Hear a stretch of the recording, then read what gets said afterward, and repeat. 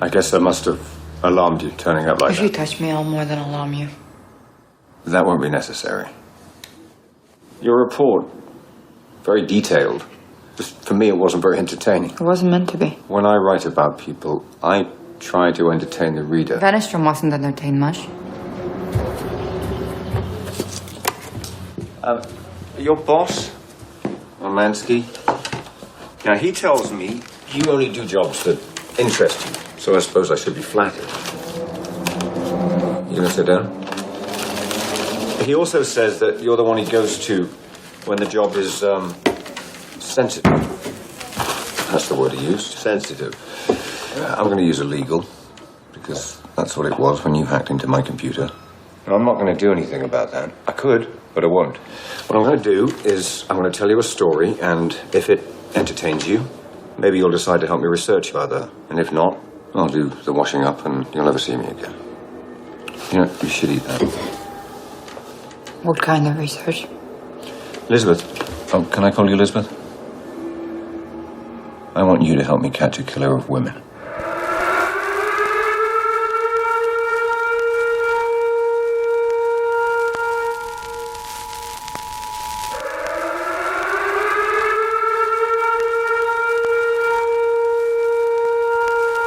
This is the emergency podcast system.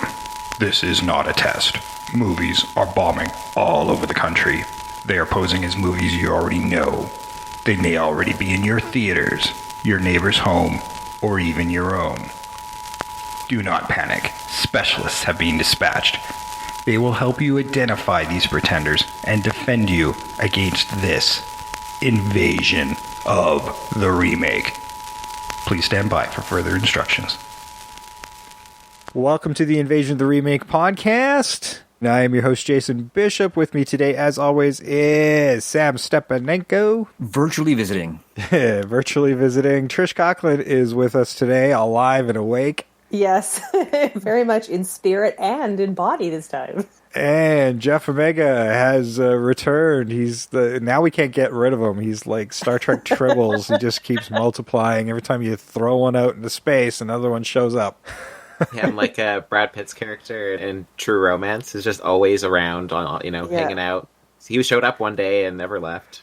Oh, that's why my couch has that indentation. Oh, see, I kept thinking of The Prestige, where you just keep killing your clones of Jeff. They're not my clones.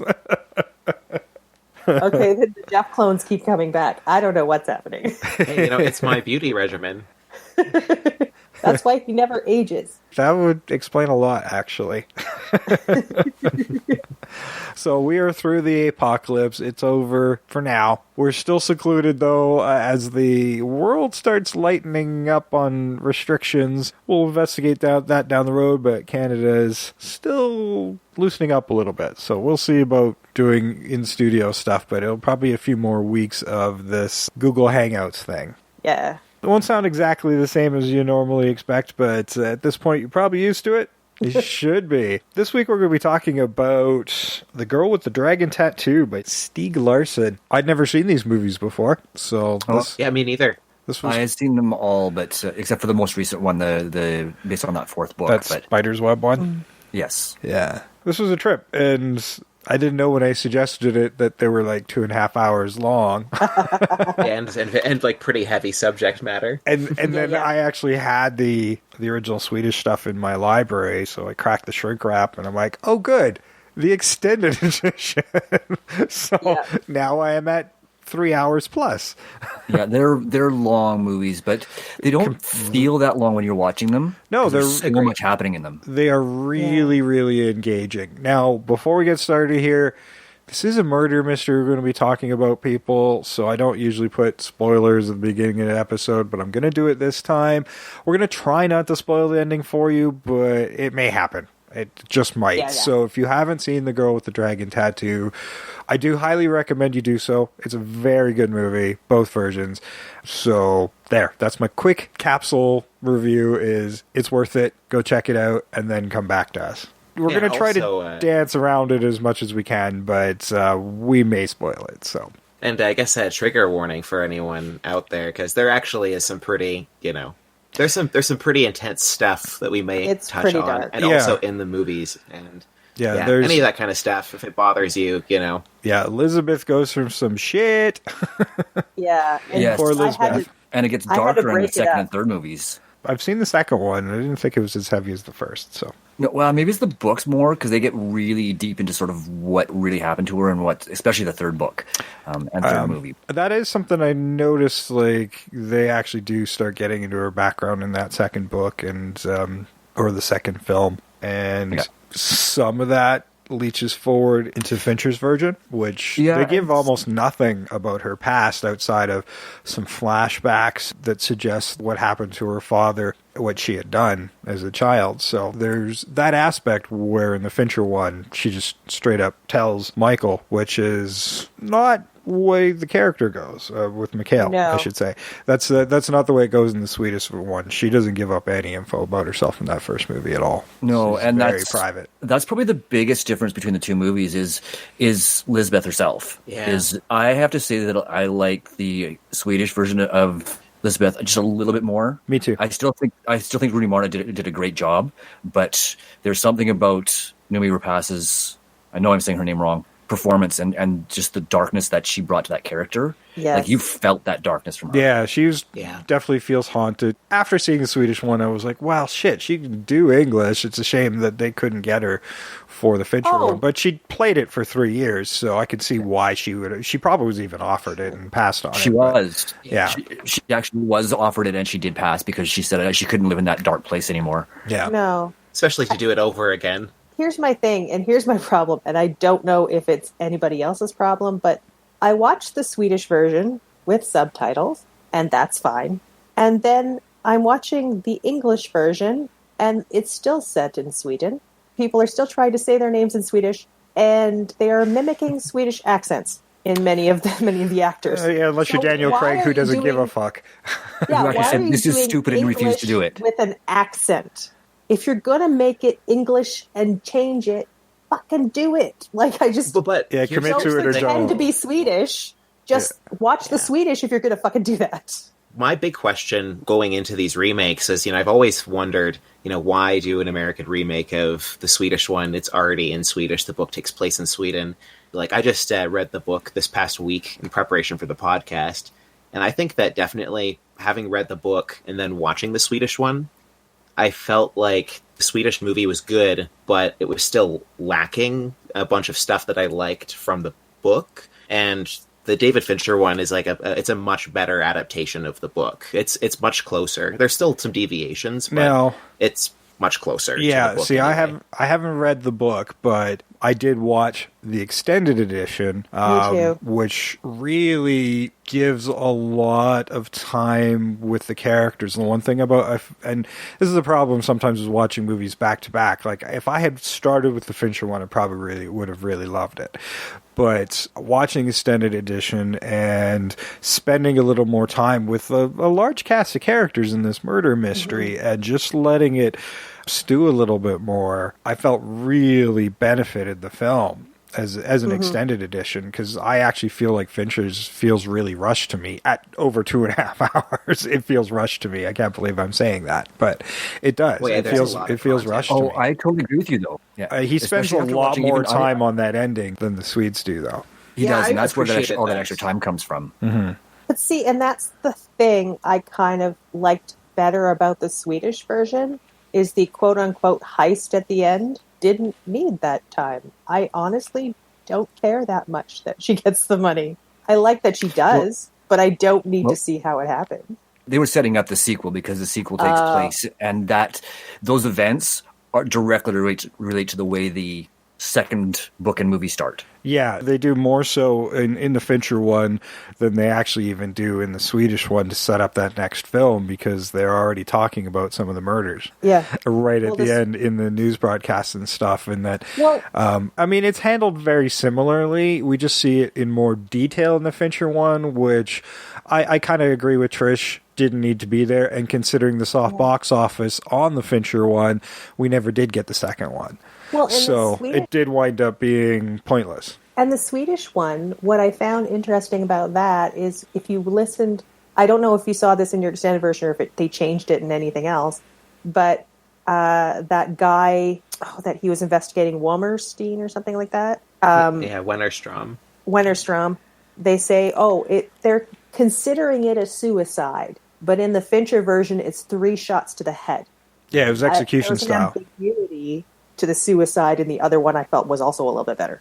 Yeah, when that was Wennerstrom, and the Wennerstrom suicide makes more sense. Yeah, that's a change that they made from the book, because it was like gang style in the book. It was like a mafia thing as well. So it was interesting. And actually, both make sense because they do talk about him, Wennerstrom, being involved in the arms trade and stuff. So he was making shady deals, and suddenly all of this coming to light is definitely either worth doing a suicide or a fake suicide or being gang-styled murdered outright. Either one of them is a suitable end to that character, and a character a big villain in the movie that we really don't get to see. It all happens in news broadcasts and stuff. Like, Mikhail's already had problems, and it was far more severe in the Swedish one, where he actually has to go to jail for 3 years for not being able to back up his facts.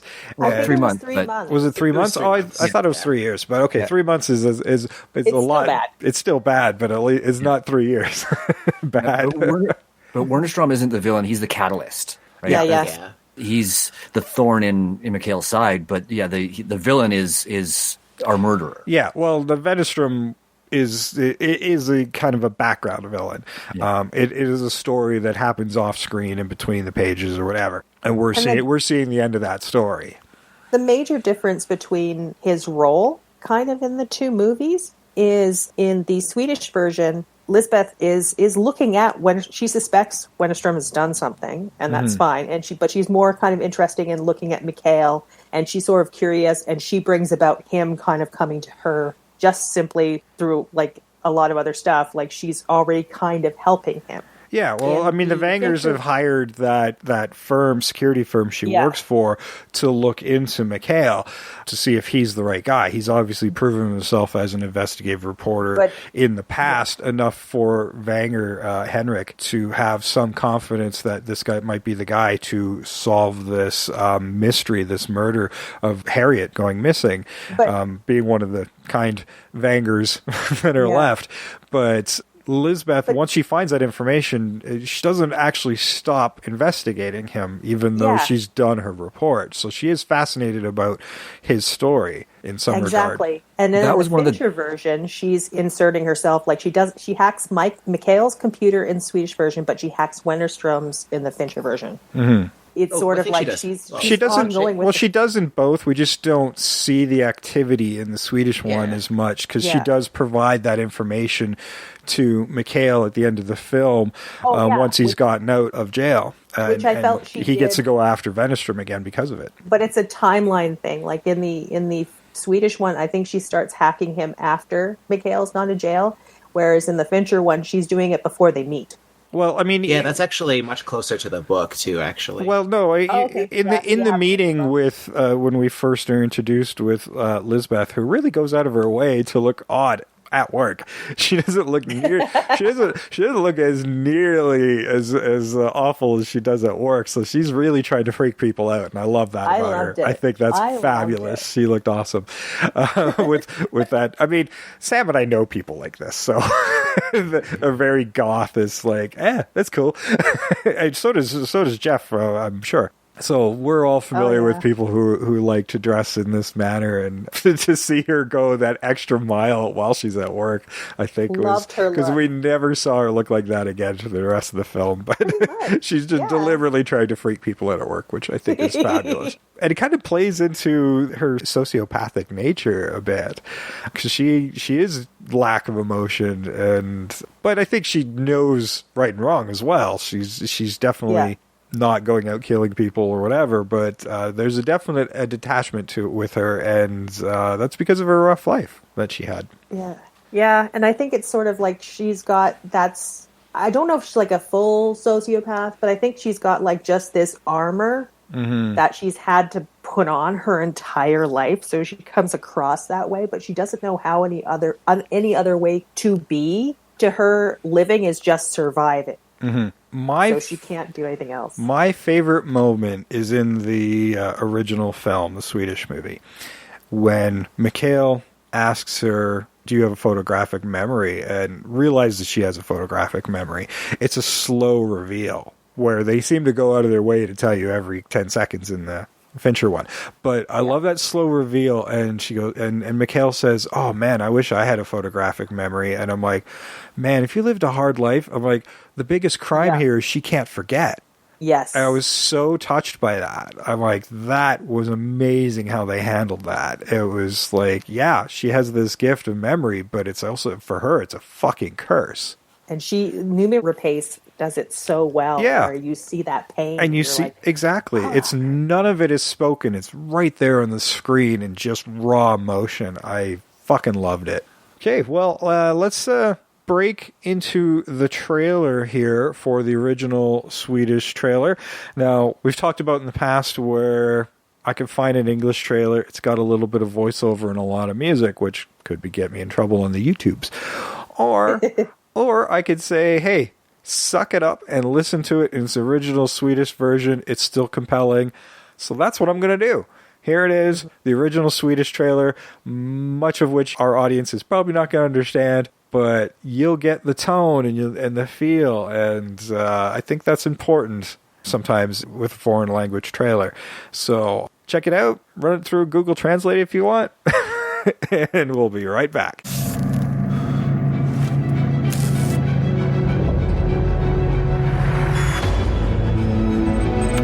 Men jag måste nog varna dig att Lisbeth är en lite speciell flicka. Men missbedöm henne inte. Hon är vår absolut bästa researcher. Vad kan du berätta för mig om Blomqvist? Mikael Blomqvist, även känd som Kalle Blomqvist. Ett smeknamn han fick efter att ha klarat upp några bankrån på 80-talet. Sen dess har han varit en offentlig person utan någon större hemlighet. Ja, du känner inte min familj. Du vet inte vad de är i stånd till. En av de där personerna tog livet av vargen. Du ska jobba för storkapitalet nu då? Vem är du? Jag behöver din hjälp. Du jobbar som en professionell hacker. Hur mycket vet du om det som jag arbetar med nu? 40-årigt bord. Hon 16-årig flicka. Om det blir minsta problem med dig, Lisbeth, så ska jag se till att du blir inspärrad resten av livet. För jag vet allt om dina psykiska problem och din våldsamma bakgrund. Men det finns inget att hämta här. Det finns inget svar. Alla har hemligheter. Du gör bara ont värre genom att komma hit med din lilla hora. Vilka är misstänkta? Ingen. Alla.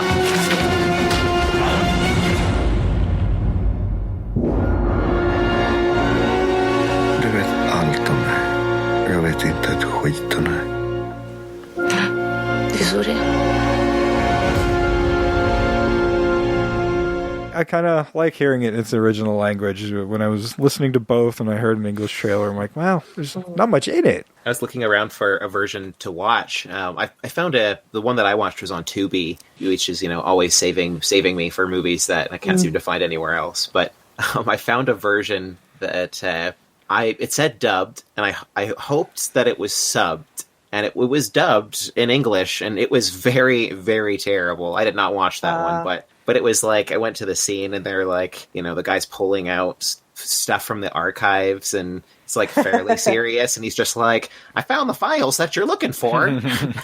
I actually did watch a dub on my version because it's very difficult to take notes when you're trying to pay attention to subtitles as well. So I actually did turn on the dub on mine. And yes, initially I was like, oh, maybe I'm going to go back to the subtitles, but you get used to it, and I mean, nothing lines up in it, but I got used to it and it was fine. But I mean, when I rewatch it, I'll watch in its original Sweden, so when I can pay better attention to the subtitles, because it's like, I probably would have watched it with subtitles, but sometimes when you're taking notes, people are talking, you got to pause it. It's already a 3-hour fucking movie, so I'm like, I don't need to make it 4. Well, let's get into some of the details of this, and then we can talk some more about the movie.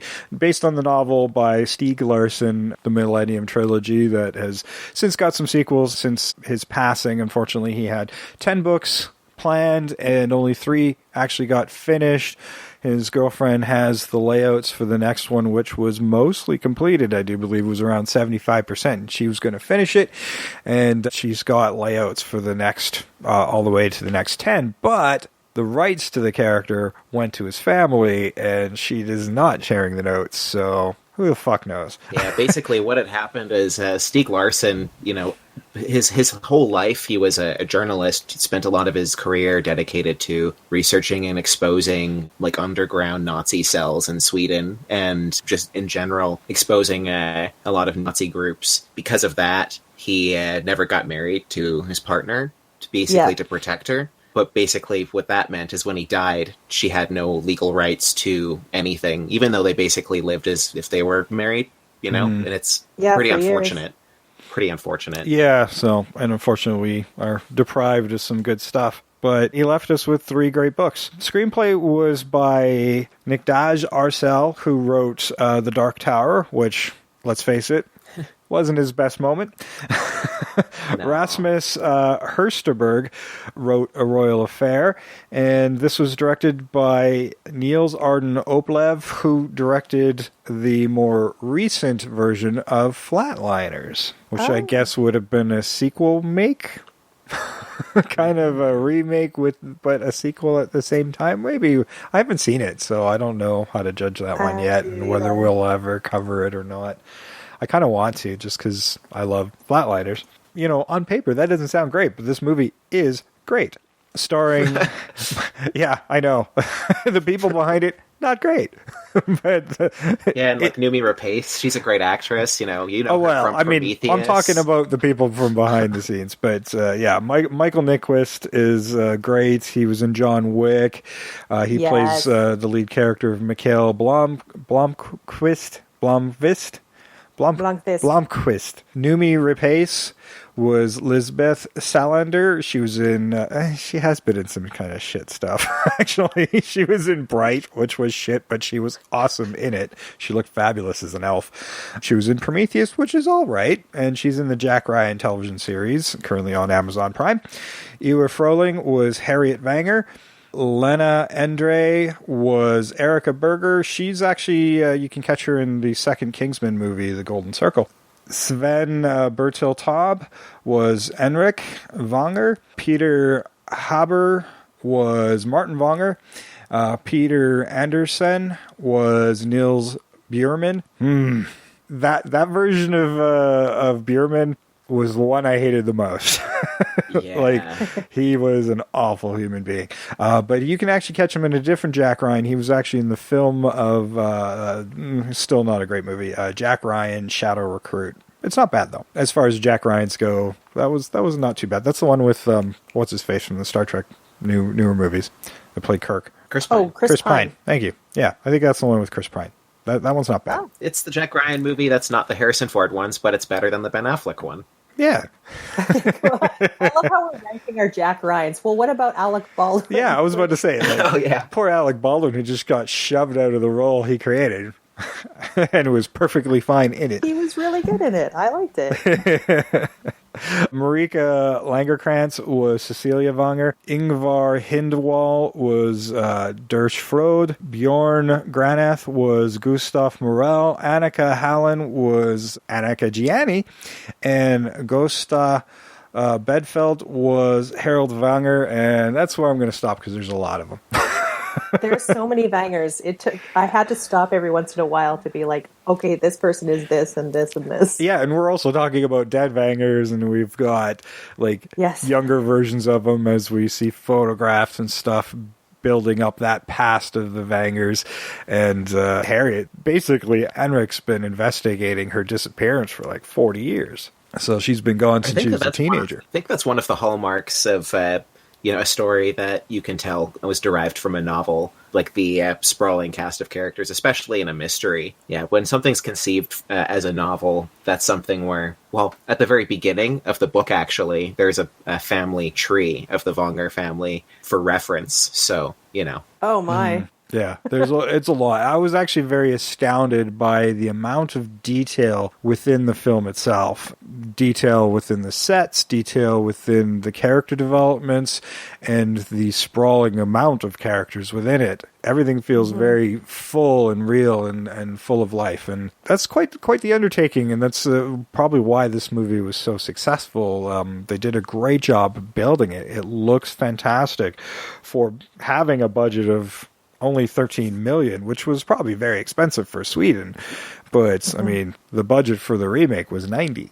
And I feel, well, I don't know. David Fincher did a really good job painting the canvas. I mean, everything does look great in that movie as well. But it feels a little more polished, a little more Hollywood. And I think maybe that the Swedish version, it just feels a little more real to me. And we were watching the David Fincher one. One thing I was really struck by is I think a lot of the money went into the recreations, because there were a lot of big portions of the investigation in the Swedish one, which were just shown through photographs, versus in the Fincher one where there were full recreations and scenes and stuff played while people were talking about things. And that definitely comes with a price tag as well. It's all period.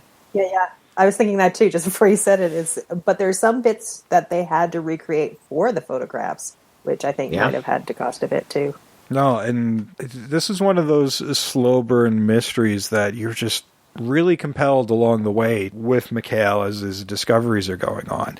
He's been hired by the Wenger family to investigate Harriet being missing by Henrik, and for good 80, 90 minutes, like, the story of Mikhail and Lisbeth are completely separate for the most part. She checks in on him, but because her laptop gets screwed up by some people who attack her at the train station, she has to get a new one, and that takes some time.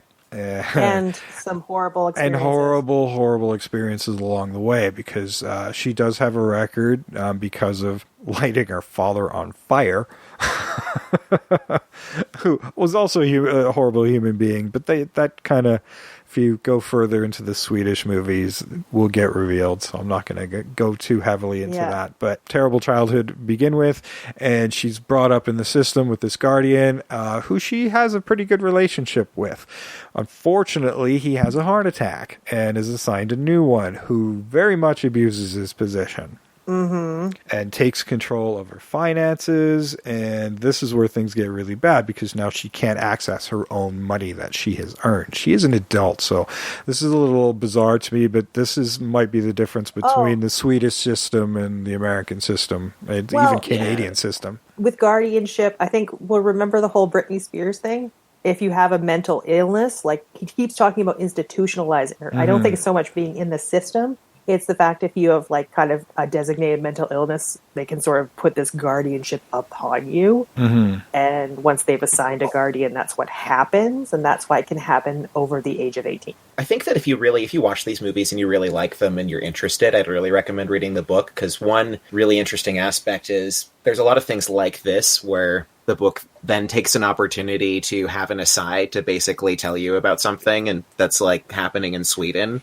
Yeah. This is one of those things where it was like there's a certain percentage of people where basically, because of the way that the system is set up, it's like they're adults who have no capability over their life, and there's, like, a percentage of young people, and it's entirely a thing where, I guess as a little aside, all of the books were kind of like, as a journalist, Stieg Larsson couldn't really write about certain things. Yeah. And all of these books were kind of like different topics that he really felt he wanted to write about, but couldn't as a journalist, but could through fiction. And I think that was kind of one of them. Yeah, I mean, what was the original Swedish title was translated to Men Who Ate Women. Is essentially what this book is. And yes, that happens with her guardian. That happens with the reveal of multiple serial killers within this book who go after women. There's the Nazis, as Jeff mentioned in Stieg Larsson's background. And there are 2 Nazis within the Wenger, actually 3. One of them who's dead. Yeah. That's an embarrassment on Henrik's part as well, as he's very embarrassed by his brothers who embrace the Nazi lifestyle. One of them unforgivingly so, but he doesn't turn out to be the killer. Spoiler. Well, and it's the thing with, like, Stieg Larsson is there's like a bunch of Nazi cells and a bunch of like Sweden was having a problem with it. And his whole idea is like, we can't just ignore this shit. Yeah. This is part of our past. We kind of have to talk about it. Mm-hmm. Well, Yeah. I was also reading too that like Stieg Larsson was himself the co-editor with his partner of a magazine that's kind of like Millennium. Like I think the magazine was called Expo, but it seems like by and large there is a lot of autobiographical aspects of the movie, or of the at least of the story, I guess. So there's a lot of Mikhail. Like Mikhail is basically a cipher for Stieg Larsson. Yeah, a little ways. bit. Yeah. Oh, that's very interesting. But yeah, so we were talking about Bierman here, and yeah, so this dude's controlling her money, and first time she tries to get money for her laptop, he forces her to blow him, essentially. Both films do it. He sexually assaults her. Yeah, because it's not. Forcing somebody to give you oral sex is not. No, it is not okay. No, well, I was about to say the way they film it, it's not like pornographic or anything, but it is the way they film. It's also like, yeah, you know what's going on, and this is still very disturbing. Yeah, and will get under your skin, and it'll affect more people than others. But it is a very emotional and affecting scene, and this is also a character of Lisbeth is not going to take this shit. She's got her own little plan as well. Unfortunately, that goes horrible for her because she goes back for some more money. She works for a security firm. She's hides cameras within her bag and stuff when she goes to see him again, and he makes her come to his home. That's red flag, I don't know, number 20. I mean, she already knows what kind of guy this is, and it's like, okay, if I can catch him doing this again, I have to blow him again, and I got it on camera, and I can use this against him. Unfortunately, he full-on rapes her, cuffs her to the bed, and tears off her clothes. It is a really disgusting scene, and he is a disgusting human being. It happens in both movies. It's disgusting in both, but it's interesting how Fincher portrays Bierman in the other one, where he's still, I don't know, he comes off almost overtly friendly, even though he's doing these horrible things, where he's just aggressive in the Swedish one outright, which makes me just hate him that much more. Yeah. I think both are very effective, though. I felt one thing that in the Fincher one that informed like the movie and his handling of the material quite a lot was his experience doing movies like Seven and Zodiac specifically, where he spent a lot of time making movies about people who do horrible things and studying like their psychology and stuff, and who don't think they're doing anything wrong, or in his case, well, I did something wrong, I'm very sorry. He even apologizes to her for it, and then rapes her afterwards. Like, oh, good God! But see, that's the mentality of a lot of this stuff. Is he's like going, "No, you owe me something, and you gave it to me," and like, there's no apology. Like, it's not. It doesn't matter. It's like they don't think they're doing anything wrong because they think they're fucking owed it. Yeah, and I think both portrayals are valid. It's like every person they see, they only see as a victim, and then that's it. Like, there are no consequences on them because they're above their victims. Yeah, he's using his station of power to control these people he's got a guardianship, and she's there to make sure this doesn't happen to anybody else as well as herself, to get control of her life, but to return it to people we don't even see. Yeah. And don't even know about. We'll never know about those characters. But she makes a point of going, I'm going to check up on you. And if I hear of anything, of you doing this to anybody else, this video is going public. And the tattoo. You make sure you tattoo him. The one thing I liked in the remake is she comes back and you see her checking on him. Yeah, let's talk about next time you try it again, I will tattoo your head. That is something I really enjoyed in the Swedish one. I mean, it's in both. Like, after her rape, she goes to get that tattoo on her ankle, and the tattoo artist says this might be painful. In the Swedish one, she asks, what's the most painful needle? So she's doing essentially market research for what she's going to be doing. But I'm guessing the barbed wire around the ankle was a symbol of what she had just gone through. And maybe within the novels, more of those tattoo stories would have been revealed there. I don't know if that's apparent in the book. Oh, yeah, no, definitely. It was like, she got the band as a reminder, specifically because in her viewing of the situation, she had misjudged the situation, which meant that she had misjudged how he saw her, and how he saw her as more of a victim than she thought that she could be seen as. So it was like a little bit, this horrible thing happened, but she needs to remember it. I guess in explaining it, the psychology maybe sounds a little messed up, but like a reminder of how someone saw her as a victim, and she's not going to be seen that way again. I think that makes sense. The tattoo thing in the books, I haven't read the books. So do they get to the dragon at some point? Or do you think that was probably in the later books that he was planning? Well, I don't know, Sam, you've read all of the books, I think, right? I have, but it was like, 6-7 years ago? No, longer, because it was before the movies came out. So yeah, my memory's really vague on it. That's why I'm thinking about rereading them, is because I want to see what gaps are missing there. Because it doesn't say anything in the first book anyway about the dragon tattoo specifically. No, but that's interesting about the tattoo is one of the things that Stieg Larsson was upset about was the fact that they made the tattoo smaller on the book cover. He describes it as a full back tattoo in the books, and they made it this tiny little shoulder tattoo.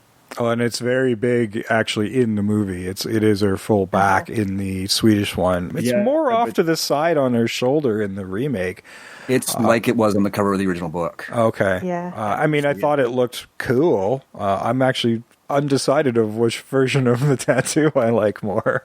One thing in the remake that I didn't notice, and you can correct me if I'm wrong, but one thing that they do is she has like a hacker tag of, she calls herself Wasp. And I don't remember seeing that in Fincher's version. Although she does have the tattoo on her neck. Did Plague maybe call her that at one point? I don't think it actually does come up in Fincher's movie at all. I don't think the Wasp thing's ever established. I think possibly, and I could be remembering wrong, but I think that there is stuff on her computer. I can't remember if it's ever said, maybe by Plague, but I think that you see stuff on her computer as she's going through stuff like, hard drive, dash wasp something. Okay, yeah. I can see him putting it in there as he's very slick at building that detail. I think part of it too is this is one thing that changed a lot in the remake is when Mikhail and Elizabeth first come in contact, she initiates it. Mm-hmm. She initiates it through that email with the biblical verses. And she taunts him. Whereas in the remake, it's his daughter. It's Mikhail's daughter who comes up with that. Elizabeth still haven't met, and then he does. And you're right. He finds out about the investigation, and Mikhail initiates that confrontation. It's like, okay, you've done this. I consider that illegal. He's not impressed in both versions, but sees the potential and how useful she can be. Mm-hmm. Yeah, and I think it diminishes Elizabeth a little bit at that point. Yes. I thought so too. But he corrects it kind of, and I'm still not sure how I feel about the change, but she's the one who figures out the serial killer aspect of it on her way to meet with Mikhail for her first day on the job, as it were. And she investigates like 2 or 3 of them on her way and comes complete with a package saying, this is what's happening. Whereas in the Swedish version, they figured out together once she comes to work for him. The Swedish one, she stays away from police officers as much as possible. She stays out of the stations, and Mikhail does that research with and contact with police officers for the most part. And if she does have contact, it's usually outside of a large police presence. For the most part, she will duck off while those meetings are going on. So there's an underlying story there as well that I think adds to her character. So when I was watching the Fincher one, I'm like, oof, she's a very different person in this movie. She is. And I mean, she would have an innate distrust of the police because she would blame all of her problems on the police to a certain extent. Right? Well, because it's the whole thing is they never protected her. Yeah, in fact, they probably protected her abusers more than her. Exactly. I assume that's going to be backstory within the novel as well. I got the strong impression while I was reading the book, and also kind of through the Swedish movie as well, because I believe the Swedish movie came out before there was an English translation, like in a big way, in print of the book. Oh. Because I think that the book was translated in 2010, and I could be mistaken, but I know the movie came out in 2009. Well, and I could see where the movie having been such a big international hit, despite being a foreign language film, that they would rush a translation out after the fact. So I imagine the success of the film probably prompted broader translations of the books as well. Yeah, definitely. But I definitely got the sense. There's a lot of stuff in the story that I feel is kind of Swedish specific, that it's easy to come in with a North American mindset about certain things because there's a lot of similarities to our culture, but there's a lot of ways in which Sweden is both ahead and behind North America in terms of how they operate things. So I think that there's some stuff like that. I got the strong impression that police in Sweden are not exactly what you said, not really someone who you would look to help you if you were not someone who is like at least upper middle class. But yeah, that's just an impression that I got from the book, just from like how it's written. That could be the author's voice as well, but I think that there's a lot of Swedish specific stuff. Oh, one thing I wanted to mention actually that's very Swedish specific is his name, Mikael Blomkvist. Everyone calls him Kale Blomkvist, and basically the woman who wrote Pippi Longstockings wrote a series of kids' detective novels starring a kid detective named Kale Blomkvist. So anytime people call him that in the Swedish one, he's like eye-rolling. And that's like, you would know that being Swedish going into it because he's a kid's book character that you would have known growing up with. Some stuff like that. Yeah, that's definitely something that doesn't translate. Yeah. Well, I had to look into that one a little bit because at the beginning, when he's gone back to the office after he's lost, and his friend is like, oh yeah, this rag is going to run this story the next time, and it's about him having an affair with a woman. It was like Kalle Blomkvist, and I was like, okay, well, who is that? I thought it was like his wife or something. I couldn't figure it out, and then through figuring out this Kalle detective connection was the only way I could figure out that they meant him and not somebody else. That brings up another thing that was, and again, my memory of the book is quite vague, but I do remember his family, Mikael's family, being a lot more involved in the book or more present in the book, like his ex-wife and his daughter. And Definitely. I mean, Fincher brought his daughter in a little bit more and his wife in a little bit more, but he went to her a fair bit for advice, if I remember correctly, in the book. Huh? To his wife. Yeah, the daughter's not there's even like a present whole in the thing. original. No. No. There's like a whole thing in the book with him basically having a polyamorous relationship with the editor of Millennium because she's married, and how maybe the way he handled it led to the divorce with his wife, but they're still friends and get together. And there's kind of like this big, like open kind of dialogue about relationships in the book that, yeah, I think that maybe is not quite as necessary to everything else that's in the book for adaptation, but No, and it just comes across as cheating in the movie. It doesn't really come across as sort of this consensual arrangement between all these people. And yeah, I do remember that from the book, and it was consensual. Like they all knew what was going on, yeah. right? And they were okay with it.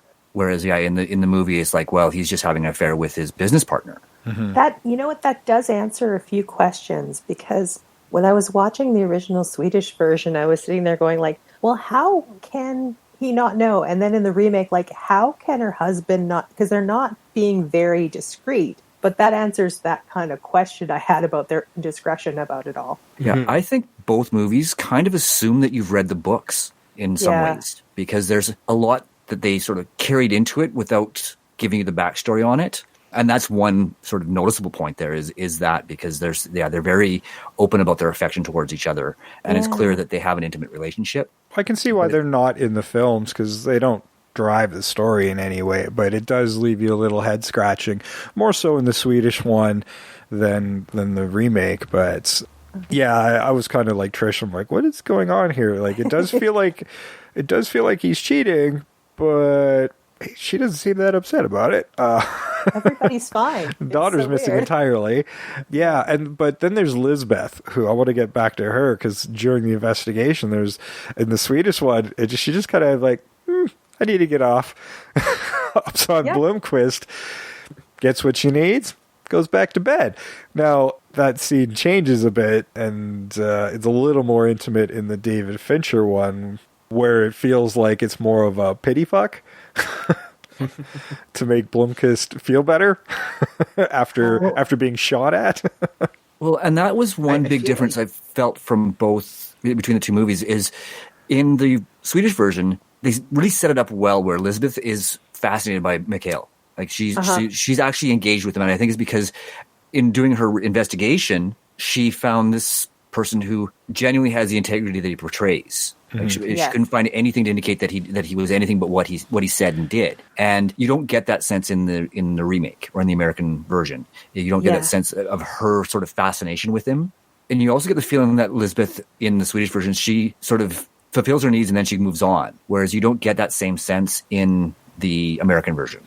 Well, I mean, there is that, both have that end scene where she sees Blomqvist with Erica and she rides off. Now, it does feel like, maybe there's more to this partnership that can continue in the Swedish one rather than a relationship expectation, where it does feel like more it's a relationship expectation in the Fincher one. And she's kind of crushed by it, which seems a little more out of character for way she's kind of portrayed. I mean, generally we see a little more emotion out of her in the American one, though. I think it's sort of this whole thing where she was very curious about Blomqvist because he seemed to be this complete anomaly compared to probably a bunch of the other men she's met in her life. Like, he was decent. He didn't hate women outright. So she's also curious, like, how can this guy be like this when all these other men are like this? So she was very curious. But I think in the Swedish version, there was like an expectation there might be more. But I think when she saw him with that other woman, she was like, oh, so that's the bad part? Yeah, this is another person who's let me down. Yeah, this is another man who's let me down. That's also why she's so angry at her guardian for having a stroke, because she's like, you let me down. So I guess that's why she's able to kind of like just wander off, because she's like, oh, that's how you will disappoint me. Yeah, this is for these people she actually starts caring about. Oh, you got sick and you're going to leave me. You're sleeping around on your wife and, oh, okay, you're not that good either. That sort of thing. So yeah, she's constantly disappointed by people around. Me. Yeah.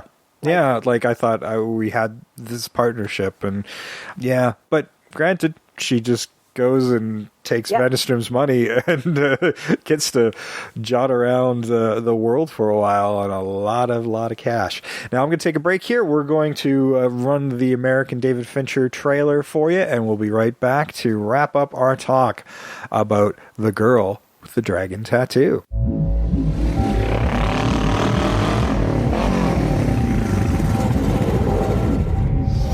She's one of the best investigators I had. But she's different. In what way? In every way. Something wrong with the report? Anything you chose not to disclose? He's clean, in my opinion.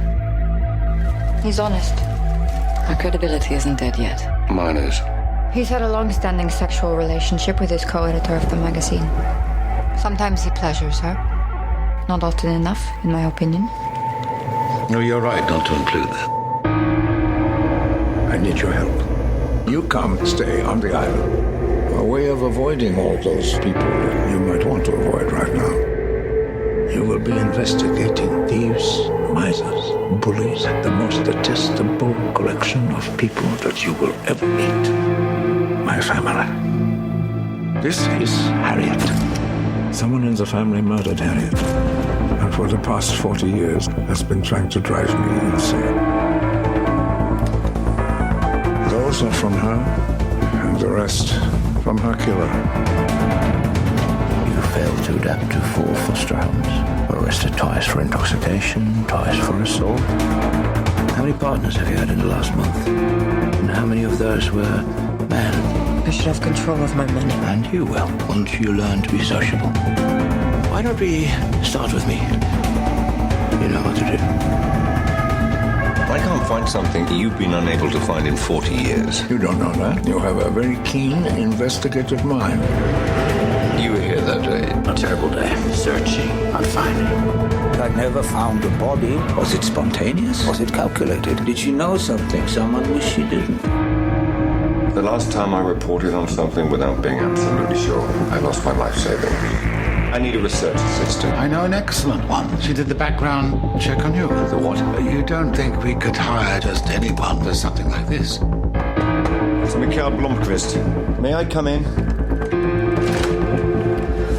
We need to talk. Hey, who do you think you are? Put some clothes on. Get rid of your girlfriend.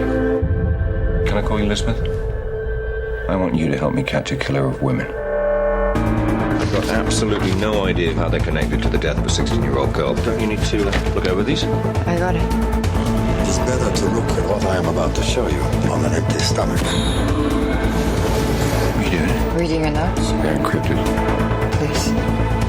Rape, torture, fire, animals, religion. Am I missing anything? The names. I may have something. Nobody likes people poking around in their lives. Everybody knows why you're here. Someone killed her. Someone on the island that day. If a woman approaches any beast and lies with it, you shall kill the woman and the beast. These people are insane. Soon you will know us all, only too well, with my apologies.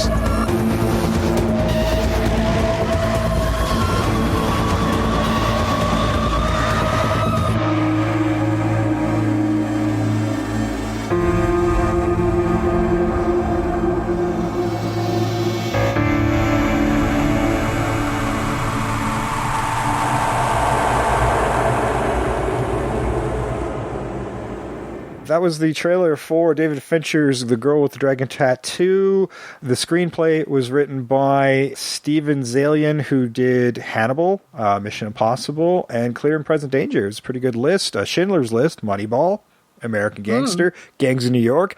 Fuck, this guy's a hit writer.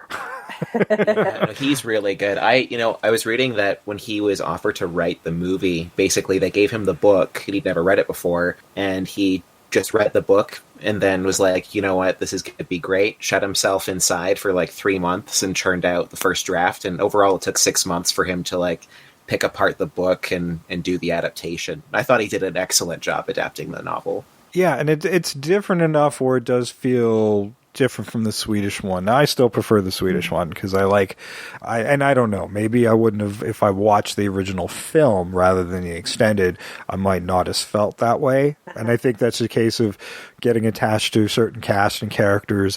I mean, as far as their ratings go, IMDb, they're exactly the same at 7.8 out of 10. And they're very close on the Rotten Tomatoes as well. And I think they're both fine films. My preference leans toward the Swedish, but it's I think they're both great, and you should check them all out.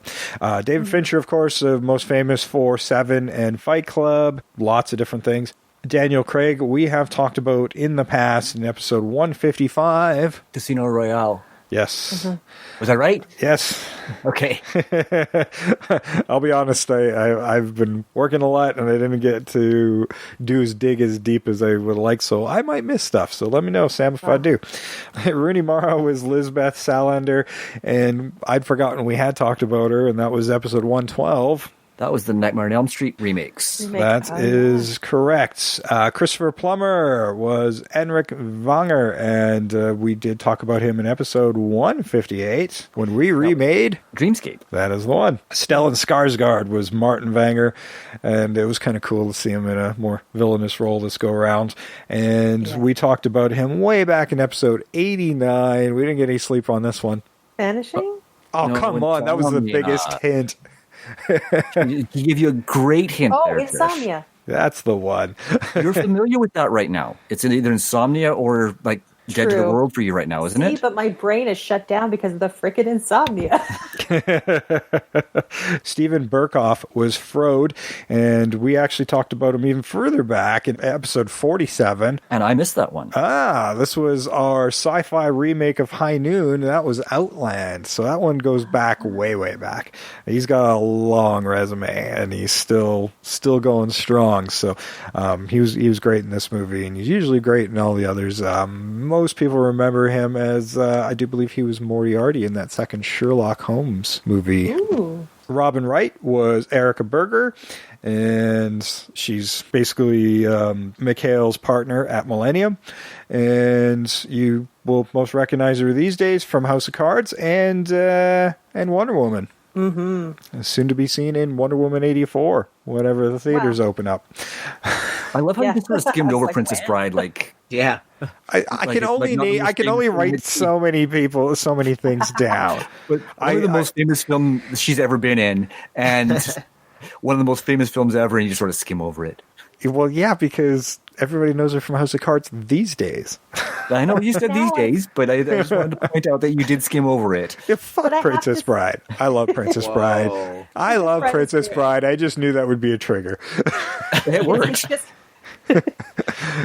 Okay. It's just now that I've rewritten her as in Wonder Woman, like, because in my head I'm like, I love that character. So Buttercup can go to the left. I'm going to concentrate on that character. There you go. York Van Wageningen. Let's take another stab at that. York Van Wageningen. That's as close as I'm going to get. Played Bierman, and he was in Escape Room. Jolie Richardson was Anita Vonger. We actually talked about her a couple of times. First time was in episode 103. 101 Dalmatians. And the second time was in episode 160 when we remade Event Horizon, which was essentially a remake of The Black Hole, I think. Well, yeah, go listen. We actually remade Black Hole. We remade Event Horizon. You guys go be the judge. Do a double feature and let us know if that is true. Yeah. Geraldine James played Cecilia. She was in both Sherlock Holmes movies. Now that I've mentioned them. And Goran Visnik was Armansky, and he was actually most recently, I really like this role. He did a guest spot on Doctor Who playing Nikola Tesla. Oh, cool. Nice. Yeah, it was cool. He did a good Tesla. He was. Donald Sumter was Detective Morrell. Most people will recognize him from Game of Thrones, and I just wanted to do a shout out to Julian Sands, who played young Henrik in some of the flashbacks. We don't actually get to hear him, but we do get to see him, and he's very distinct looking. And we talked about Julian Sands in episode 145, which I'm sure Sam skipped over this, but do you remember? That was the one. And Goran Visnik was in Practical Magic. Yes, he was. Oh, I did miss that. See, Yeah. I didn't do too badly, though. And there was a cameo. What was the cameo, Sam? Joel Kinnaman was in the American remake. Yeah. Very briefly. It must have been very briefly. That was right near the end. He's worked at the magazine. But yeah, he was in, of course, RoboCop, right? So episode 132. Would have been early in his career for him. Early in his American career, American sort of appearances, I think it was around the same time as The Killing was sort of ramping up to and sort of getting him exposure in North America. Okay, well, let's get back into some Girl with the Dragon Tattoo. What do you got going there? Yeah, well, one thing that we didn't mention immediately after the trailer was that great, well, I liked it when it came out and I like it now, the Trent Reznor, Karen O immigrant song cover they used for the opening credits of the Fincher one. Oh, Trent Reznor did the entire soundtrack for the film. It was actually longer than the film. There's tracks that were never released, and if you go track it down, I think Reznor released it himself, and it's like a 3-hour soundtrack, so it's a big one. It's really, really solid. If you like the Social Network score, this is basically just a fuller, meatier version of something like that. Yeah. Nice. For those opening credits, I don't know if you guys in the shorter version you watched had the same thing, but I know in the longer version, the credits were kind of the same as like the Fincher version. Like they were kind of graphic novel-y. Yeah, harder. That's because it was a television series. The extended one in Sweden. They took the film, added back in the extended scenes, and then because there are natural breaks in all the films, really. Because mine actually is episodic, my discs. So each one's part 1, part 2, and they're hour-and-a-half parts. And that's the opening for the entire series, because I have watched the next movie as well. So that art graphic novel style is for the series. So I don't know, the original film probably had a much different opening than that. Yeah, the original film, I don't remember the opening credits at all. I don't really think that they stood out. So yeah, there's two things about the opening credits I kind of wanted to mention. One is, did it not feel very James Bondish? Did it feel kind of James Bondish to you, the way that it opened with all the sort of the graphics and stuff like that? Oh, the Fincher one? Yeah. With the melting and stuff. I think he was trying to do a physical manifestation of mental illness or something. I think there was supposed to be an artsy-fartsy thing. It looked cool. That kind of falls back into his directing of music videos, I think. That was the first thing I thought. I'm like, oh, the music video guy isn't quite dead.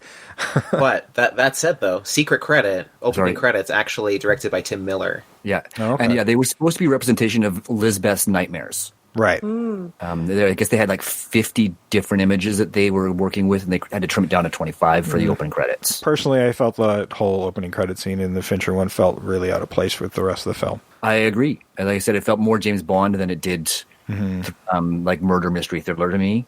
Yeah, I was kind of reading that the thought behind having like a really kind of higher energy song with those credits was more to get people settled into the movie and to the tone. So by the time the credits are done, maybe you've kind of forgotten what you're carrying into the remake, which is from the book and from the Swedish movie. I'm not sure if that was successful or not, but... Yeah, I mean, that's definitely a possibility. It just feels a bit jarring considering the tone, and both films are very good at establishing their look and tones of the films, so...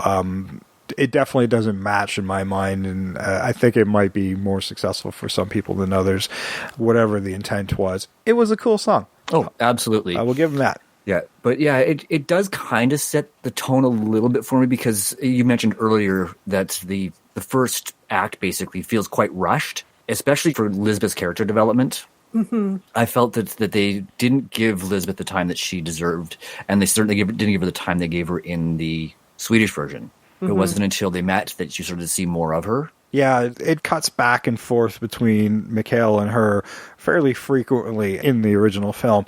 You do get a lot of time with those characters as they develop and grow. Everything just feels like, okay, well, this is... all the points are there. They just seem to happen a lot faster in the Fincher film. They just not as much time on those moments. There was one moment I felt in the Fincher version that I think you could have cut for time and added more time with Lisbeth and Mikael together, is when Lisbeth's going out to like hook up. And it just seems very, I don't know, it seems exploitative and unnecessary. Whereas in the original, she just wakes up with a woman. That's all you really need. I don't need to see her hook up. I know she's bisexual. Well, do you until that point, until she wakes up with a woman? Now we do, right? Like if your point is to say she's bisexual, then waking up with a woman, we've done it. There it is. Yeah. Well, I think it's important to note, and Jeff, correct me if I'm wrong, because in the book, if I remember correctly, she was in a relationship with this woman. She does turn up again in the second film. Yeah, I remember there being a relationship between the two of them. It's not like they're girlfriends, but they... Like, it was like Elizabeth had a small group of friends that she hung out with, and this was one woman that she met at the club. They would occasionally run into each other there, and like they enjoyed each other's company.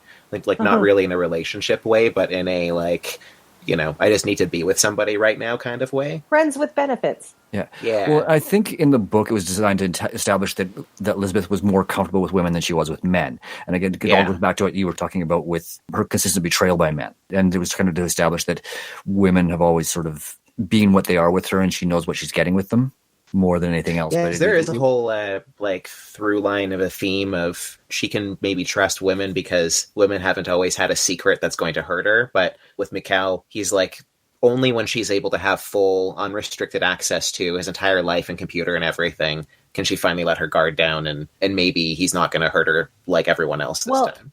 And it seems with women there's not that uneven power dynamic she seems to have experienced most of the time. Yeah, there's some of that too, yeah.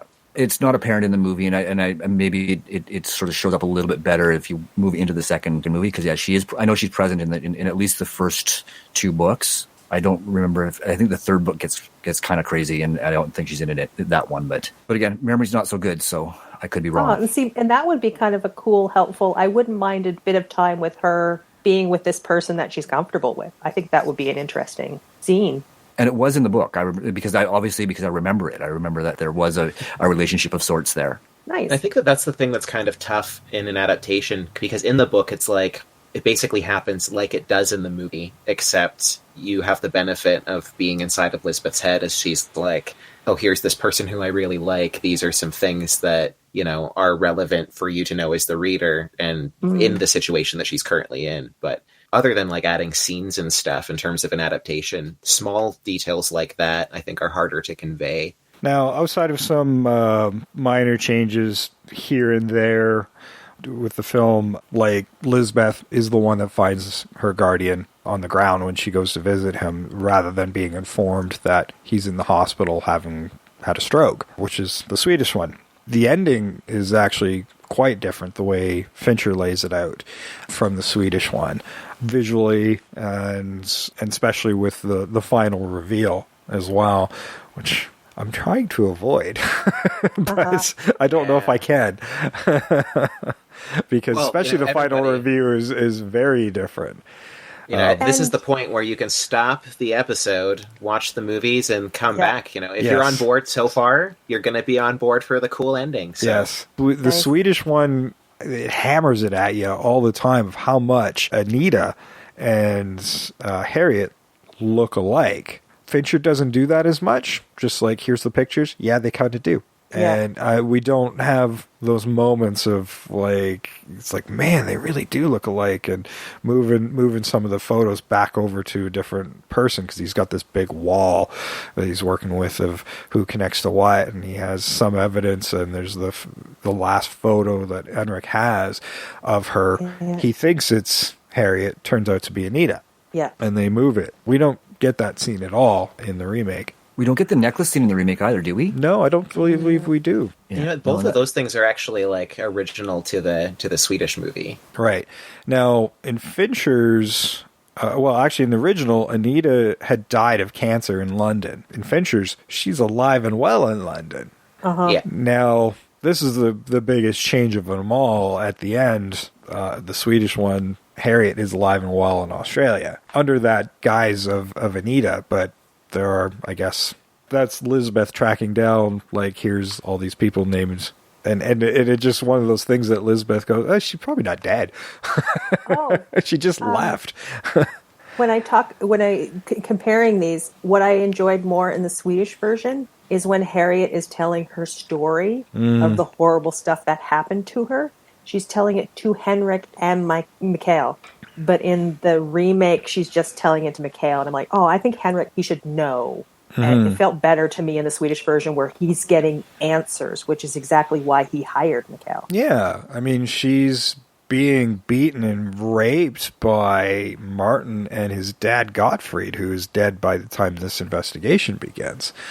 Both who are just serial murderers and rapists. Yeah. Well, but we can't forget that Harriet killed Gottfried. Yes. Yeah. So he's not just dead. Then, He was killed in self-defense. Yeah. He fell in the water drunk, and she held him down with an oar. Yeah. It's a good cover story. He's drunk. He fell in and drowned. I have a question though that I don't know if I missed it in both movies. Is in both movies when Harriet does this, Martin comes down and sees her. Did Martin just agree to cover it up? I don't know if this is actually book. One thing that I guess, like, we're in full spoiler territory now. Oh, yeah. But one thing that kind of happens in the book kind of goes into a little bit more information about what happens immediately afterwards. And it is like actually just graphic. But basically it just boils down to she finds herself in a situation where Martin says, now you're a murderer. And if you tell anyone that we've been raping you, then I'm going to tell the police that you murdered your dad, and murder is worse than rape. And that's like, she was scared of being, found out as a murderer. And it's just as simple as that. Which I think is backwards, but that's just me. Yeah. But when you're in that kind of situation, true. It's easy, especially as a kid, when you're a kid, you make a mistake, and the last thing you want is for people to find out. It'd be really easy for someone to, twist that and take advantage, even though, there's no way that she would ever be convicted of murder in that situation. That was one thing that I felt both movies. I just needed that quick answer because I couldn't figure out why he let her get away with it, and it didn't. It wasn't clear to me. Now, in the original, correct me if I'm wrong, but Mikael wasn't working under the auspice of I'm doing a family biography.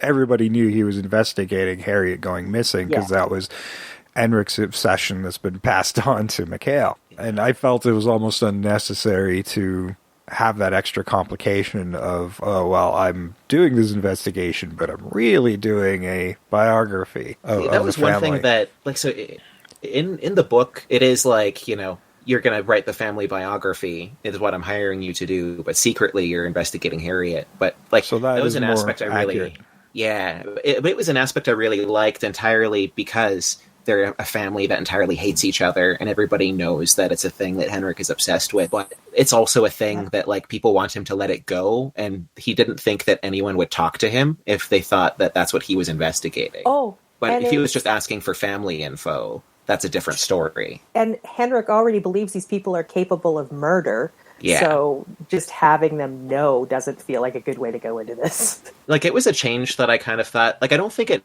adds that much of an extra layer to the story, but I feel like it adds a lot in terms of how the investigation feels, and in terms of like exactly what Trish said. One of them is suspected of being a murderer, and they, none of them like each other. Like, why would they cooperate with him? True. Yeah, they are a really miserable family, aren't they? Yeah. Erica really was the biggest change because she's a lot more difficult to deal with in Fincher's than she was in the original Swedish one. She actually comes off very friendly initially until the same obsession that Henrik has. It's like, okay, well, this is you're falling in the same trap, and I'm not going to be that cooperative anymore. But initially, she comes off very friendly in the Swedish one, not so much in Fincher's version. Oh, and I wanted to go back to like Henrik obsession and the cover story. It was so much so in the Swedish version when he had a heart attack. I didn't think it was a real heart attack. I thought somebody did that to him because he wasn't putting a cover story on it. You know what? In the Swedish one, they do change the perception of how things. Like, it's the same investigation for the most part, but the emphasis is on certain things to make you be misdirected in certain ways in both movies. They use the same information to, like in the Swedish one, they really try to make you think that it's Harold. They really try to make you think it's Harold in the Swedish one, versus the misdirect is something else in the Fincher one. One thing that we haven't talked about is the way they handled the fact that somebody was coming into the cottage where Mikhail was staying.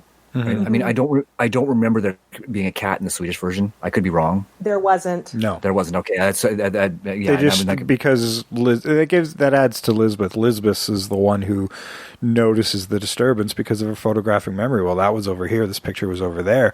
That actually enhances her character, and that's when we get more of a realization of her photographic memory skills. It's Mikhail who discovers the cat inside. Lisbeth wasn't even around during that scene. Yeah. Like, he's bringing in the food from outside, and it's like, oh, where's the cat? And cat's already inside the house, which means it snuck in when somebody else came in. Mm-hmm. Yeah. And then, of course, the cat comes to that horrible end. Yes, when he finds it outside. And then Lisbeth sets up those cameras, and maybe I blinked and I missed it, but those cameras don't really seem to come into play at all. Right near right at the end when she's looking at the footage. When she comes back from her research, she's looking at the cameras and seeing that Martin was there, and she's already made a connection through research that, like, okay, this is probably Martin. And she can't get a hold of Mikhail. Yeah. That's right. Okay, I remember. Yeah, I couldn't remember if she looked at them then or not for some reason. But yeah, you still have motivation for her to set up the cameras because of what happened with the cat. Because she didn't know, and that's why where that change again diminishes Elizabeth's character to a certain extent, because she wasn't present and able to address the fact that somebody was coming in and looking at their research. Yeah. Yeah, I find Fincher's version does kind of take away from her character, and more focus is put on Mikhail making more of those discoveries. Why wouldn't you? That's James Bond over there. That was your star power right there, right? Daniel Craig is sort of like at the height of his popularity there. One other thing we haven't talked about is the way they represent Lisbeth physically, because even though there are a lot of scenes that are the same, right, there are the same essential scenes, the Fincher version visually shows Elizabeth nude a lot, whereas in the Swedish version, she's in shadow. You see her bare behind a couple times, but it's not. There's not a focus on her body, and it's not as I don't know what the word I'm looking for. I don't want to say exploitative. No, I'm going to disagree with Sam, because I'm guessing he saw the shorter version, but it is there. You actually do get to see her nude quite a bit in the original Swedish one, but maybe not in the original cut.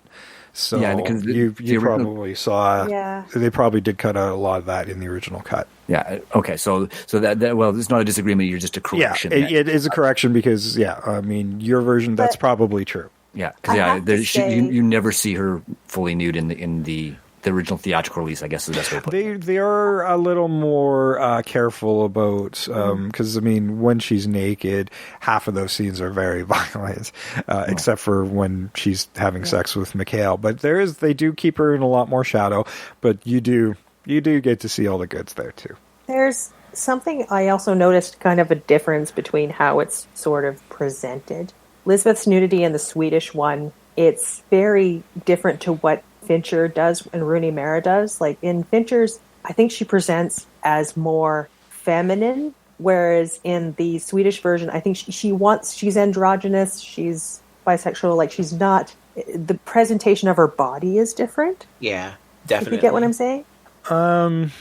I don't know. I think maybe, because when I was reading about the film, I think Rooney Mara was trying very much to match what she read about that character, down to pierced nipples and the same piercings in the nose. For the most part, Noomi Rapace did the same thing, but I don't think went quite as far. But she did take the kickboxing classes and whatnot as well. So, but I think both actresses went that extra mile for that character. But I think it's like how it's shot. It's more feminized in the Fincher version. Is what I'm. I don't know. They seem fairly similar to me. I think the at least with the sex scene, as I mentioned before in the original film, it feels just like, I need this right now. I'm going to do that, and then I'm going to go lay down. I kind of like how just Europeans handle sex, and it's just like, well, sex is sex. Yeah. It's not a big deal. I mean, and they didn't really shy away from the violence, but I think they were a lot more tasteful when they shot it with the violence than the. I mean, but I think the sex scene with Mikhail was actually more gratuitous. It's just what we paint in our head. As far as the violent scene, it's far more affecting and disturbing, but we're probably seeing a lot less in those scenes.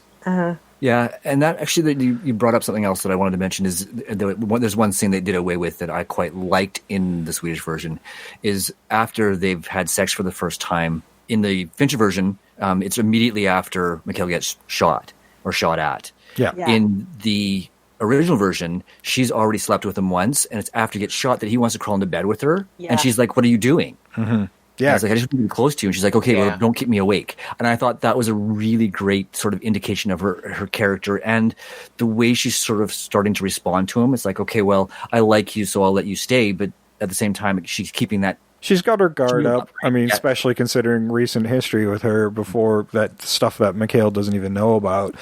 Fincher does try, like that first meeting in his version where he goes straight to her apartment. Like you said before, Sam, in the original, she initiates contact through the email. Now it's Mikhail who does it, and we could see her on her guard, like when she tosses out her girlfriend and grabs her taser. It's like, yeah, you're not going to touch me. So we're seeing that skittishness right away and that distrust that she would naturally have. And it's weird, too, when she's saying, like, don't keep me awake. And he's like, I just want to be close to you. To her, I love it. There's that moment where I'm like, it just seems like such a bizarre idea to her. She's like, you want to be close to me? What is this? Like, yeah, and that's kind of what I was getting at, too. Yeah, because she doesn't have those kind of relationships. Her closest friend is a hacker. Yeah. So I like that Lisbeth initiates contact, at least in the way that it's handled in the Swedish movie, in the kind of like playful manner. Like he doesn't know who this is, and she just gives him this information and everything. Like I like it. The only thing that I think, so that's a change that the Swedish movie made, because it is kind of handled more like it happens in the Fincher adaptation. I'd say that the Fincher adaptation is like 85% the same material. It's a pretty close adaptation for the most part. They do feel fairly close, and when they do diverge, it's fairly obvious when it happens, but it still stays true to the story. They'll just move things here. It's like, okay, well, they spent more time doing this here. I can do the same thing with this one scene instead. So, like I said with Fincher, he has that one scene with her taser when she meets Mikhail, so that says a lot more than something that the Swedish one does a lot more subtly. Yeah. Well, and another whole dynamic that changes too is Elizabeth initiates contact in the Swedish one, but then is surprised when he shows up. And I think that it's like maybe a little bit more strange than, on the other hand, she was hired by a research company to research him, and normally the people she researches never sees the information that she is able to find, but because he sees the report that she wrote, he knows that she hacked his computer, and that's why he tracks her down. Well, keep in mind, Frode is the one who tells Mikhail about her in both movies. Yeah, definitely. But yeah, I think that I like that she initiates contact in the Swedish one, but I do also think it's strange that she reached out to him, but then also still reacted adversely when he tracked her down. Well, she's seeing that he's investigating something when she finally can get back into his computer, and she's starting to piece it together with her own immense knowledge. She's a very, very smart person, and I think that comes across even more so in the Swedish one. And she's compelled to help him in that regard. And there's things that are taking out of the Fincher one that I do think diminish the character somewhat. And to me, I kind of get why she would be surprised he'd show up. Because, I mean, she showed up this guy for not knowing as much as she did. Mm-hmm. I don't think some men do not respond well to that. So she would be confused that any man would. She was surprised, but more annoyed that he'd showed up, I think. Yeah. In the Swedish version. It's like, no, this is supposed to be sort of a remote relationship where I'm feeding you things, and all of a sudden here you are, and you know more than than I wanted you to. So yeah, there's more annoyance. Whereas, like, she wants to be alone. She doesn't. She doesn't want human contact. And that's really apparent in the second one.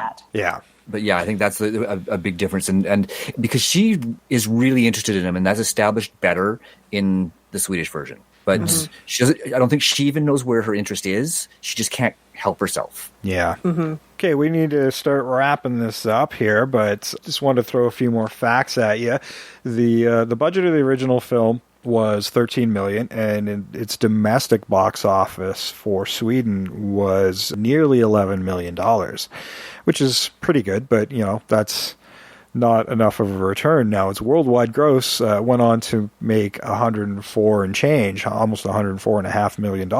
This is a hell of a good box office for a foreign film with a $13 million budget. IMDb gave it a 7.8 out of 10, and Rotten Tomatoes was, they were really close, 85% for critic score, and the audience gave it a couple more at 87%. Now, the remake...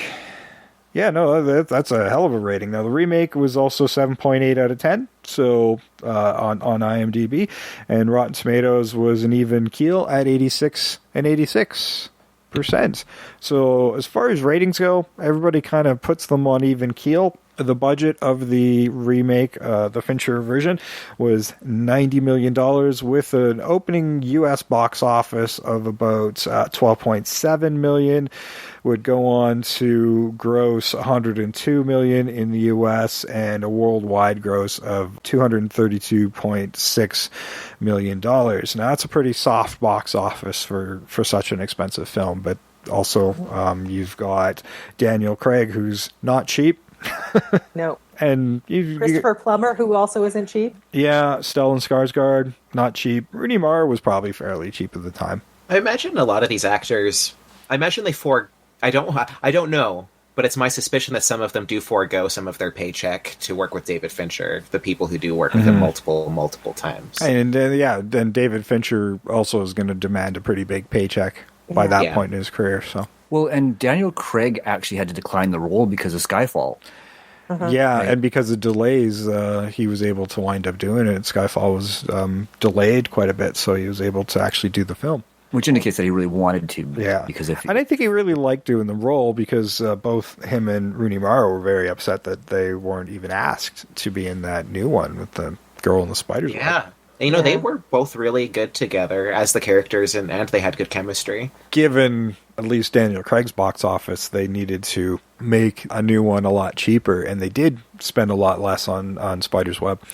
And it also failed at the box office. So I think we're probably done seeing Dragon Tattoo Millennium movies in domestic U.S. box office, I think, from now on.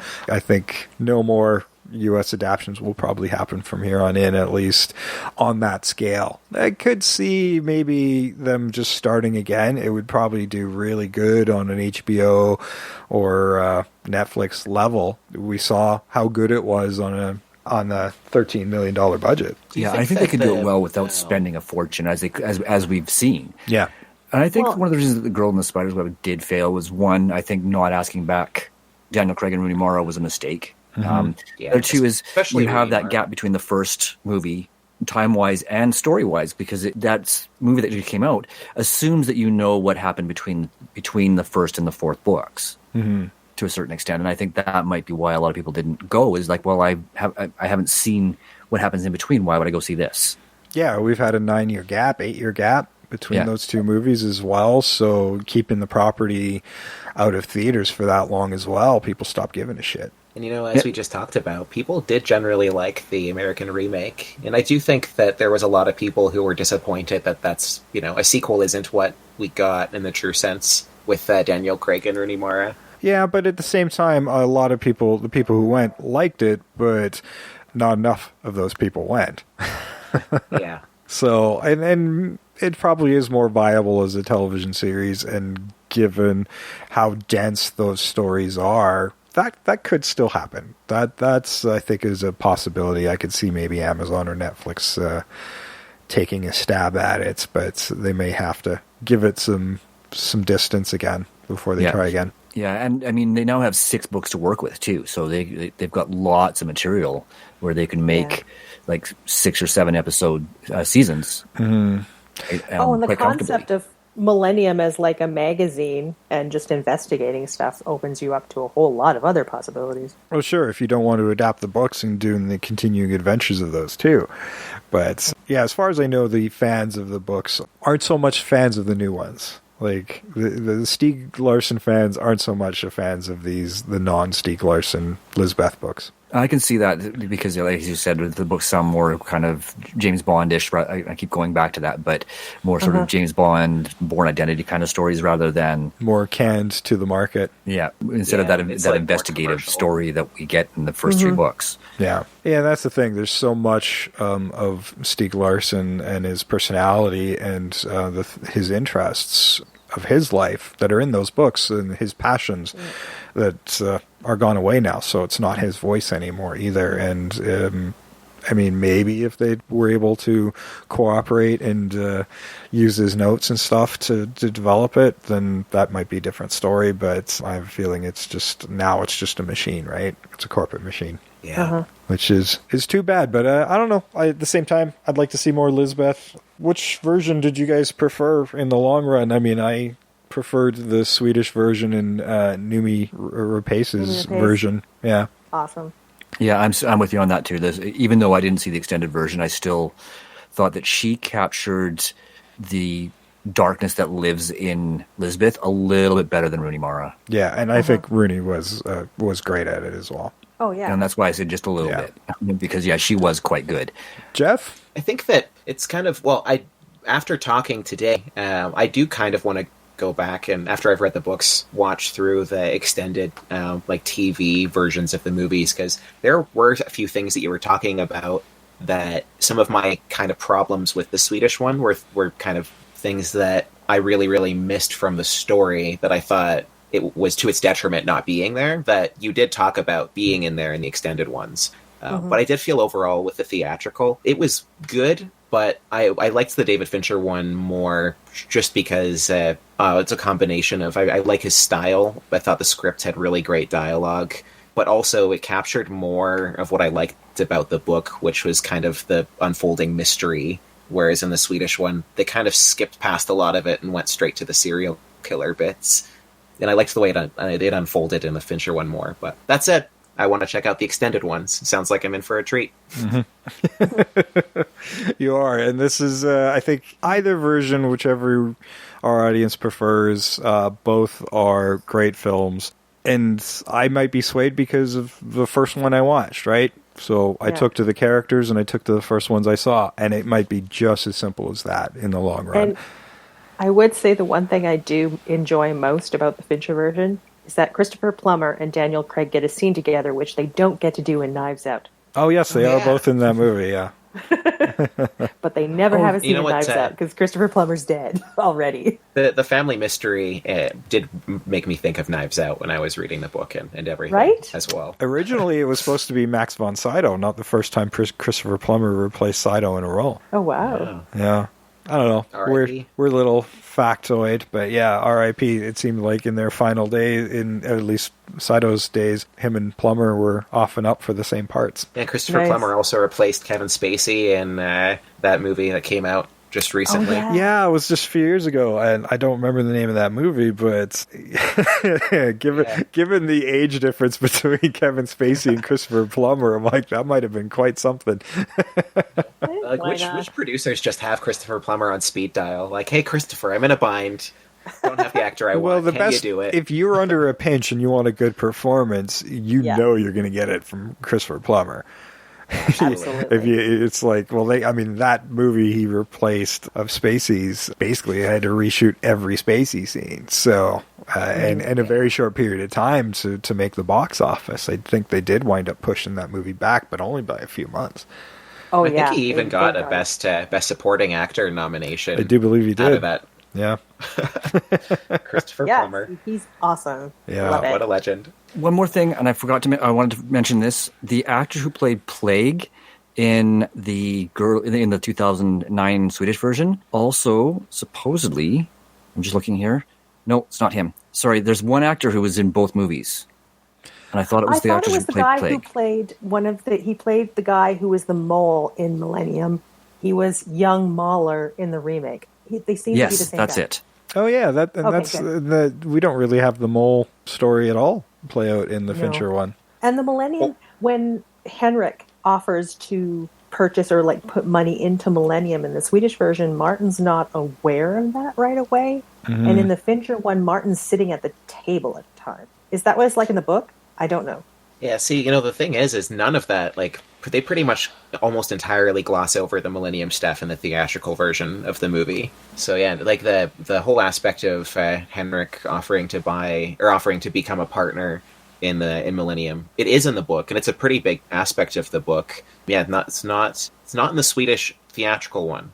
It is in the book. Right. Oh, it's in the extended Swedish theatrical. Well, that's it for The Girl with the Dragon Tattoo. I highly recommend you go see both of them. Buy the box set of the Swedish one because all of them are great films. All of them rate really high. I've finished the second one, and I'm looking forward to watching the third one later this week.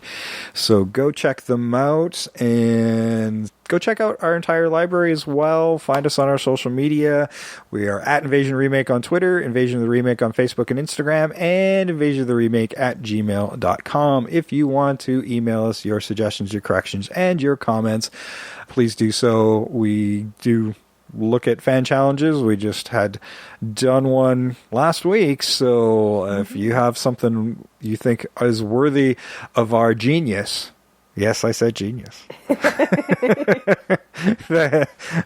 or insanity, take your pick, then pitch it to us. Let us know where we can find it, and we'll decide whether it's a good idea or not. If it's a good idea, we'll probably make the episode. If it's a bad idea, we won't. Actually, we still might, Jay. There have been some times where... Yeah, it's not like we haven't. We love a challenge. That's hence the word challenge. That's right. That's why it's called a fan challenge. Now, if you're looking for that entire library and you've just picking up on one of the recent episodes, this episode might have been your first as well. The entire back catalog is available in a ton of different places. Most of our podcast platforms have it. Spotify is missing the first 50, and so is YouTube. But make sure you go check out other episodes and share it out with your friends and family. Help them get their earballs on the show. Yeah, man. And if you just want to go searching for the library, you can do it on our Libsyn page as well as our new Wix site. Sam, what is that address? It is invasionoftheremake.wixsite.com/podcast.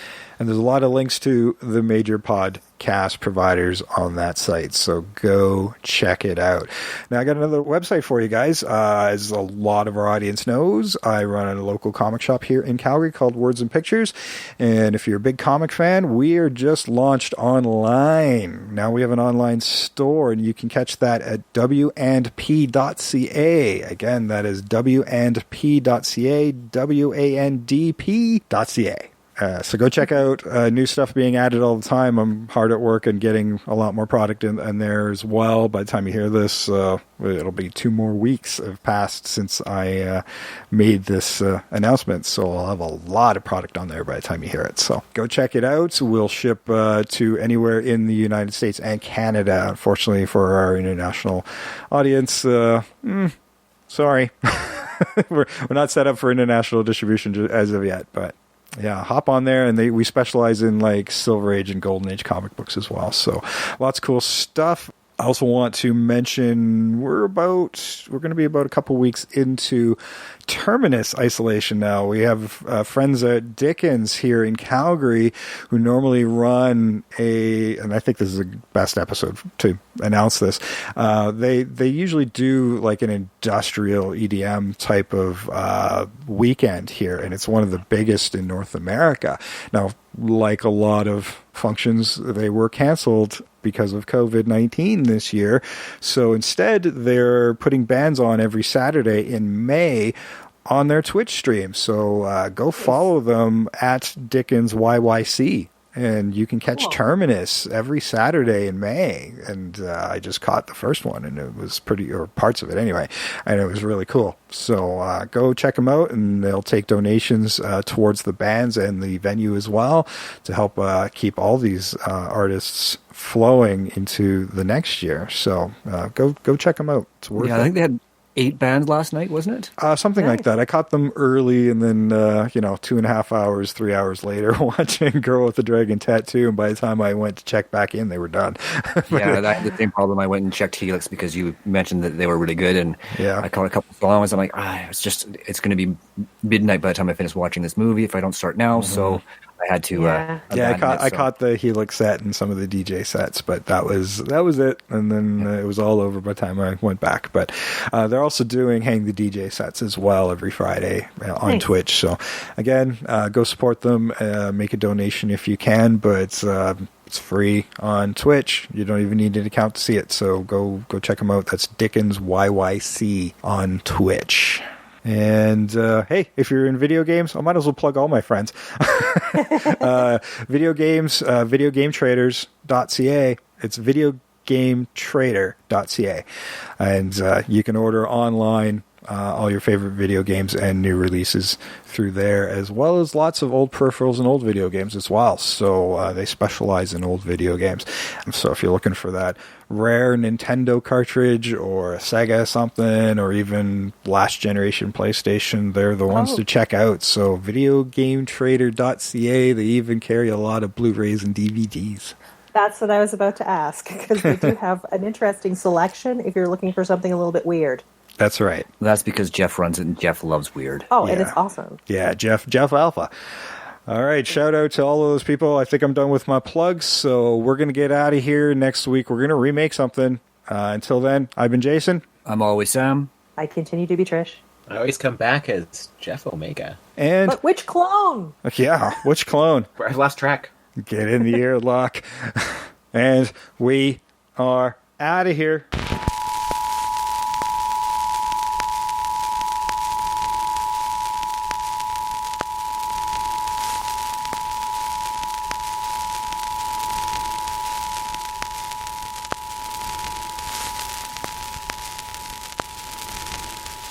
What do I do with the girls? That's a good question. Well, before I do what we're doing, sit down, relax, have a drink. I like that part a lot. Having a chat when both of you know that one of you is going to die. And afterwards, I just get rid of them, far out at sea. Like my father. Left them scattered all over the place like trophies. That's not very smart if you ask me. He was a loud and garish man. Frankly, he got what he deserved. You can't be a sloppy technician like that. You can't drink to excess like he did. This takes discipline. It's a science of 1,000 details. The planning, the execution, it's the cleanup. I guess I don't have to tell you, but you're going to create quite a mess. Shh. Shh. Let me ask you something. Why don't people trust their instincts? They sense something is wrong, someone is walking too close behind them. You knew something was wrong. You came back into the house. Did I force you? Did I drag you in? No. All I had to do was offer you a drink. It's hard to believe that fear of offending can be stronger than the fear of pain, but you know what? It is. And they always come willingly. And then they sit there. They know it's all over, just like you do. But somehow, they still think they have a chance. Maybe if I say the right thing. Maybe if I'm polite.